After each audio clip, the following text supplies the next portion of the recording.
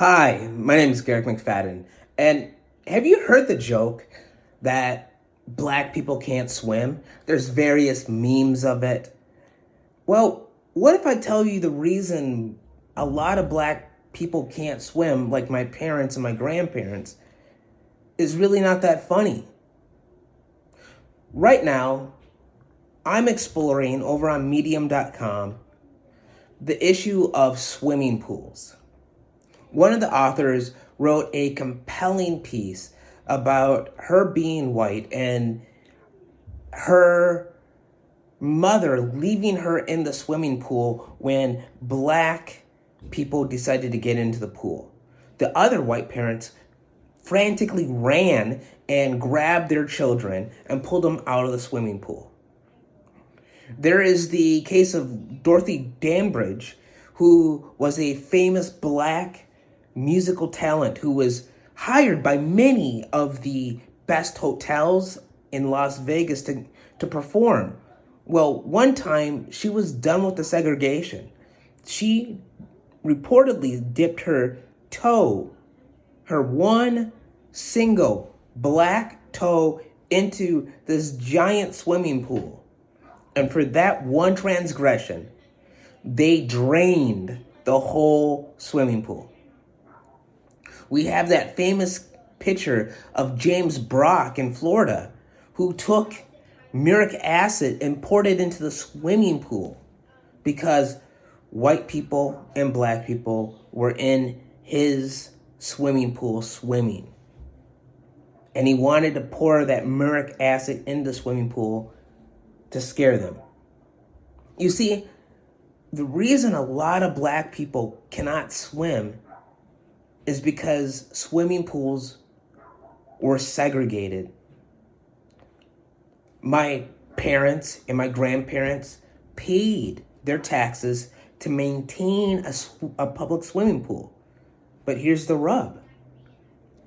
Black people couldn't use that swimming pool. They were plundered. Their money was stolen from them. It was siphoned from them. They were the result of plunder, in the fact that they paid for a public good but did not have access to that public good. And once the Supreme Court of the United States determined that it had to be integrated, many cities, towns, and governments across the United States of America decided to close their swimming pool, to fill them with concrete, to shutter them, allowing nobody to swim in them, for the thought that black and white people would be able to enjoy the refreshment of chlorinated water in the summer. See, the joke's really not that funny because we don't give the context of why black people can't swim. I can swim. My brother can swim. My parents' grandchildren all can swim. My daughter's on a competitive swim team. My niece, my brother's daughter, is on a competitive swim team. My parents made sure that each of us could swim because for them, it was exercising a demon of the past. They weren't allowed to swim. They grew up in a desert.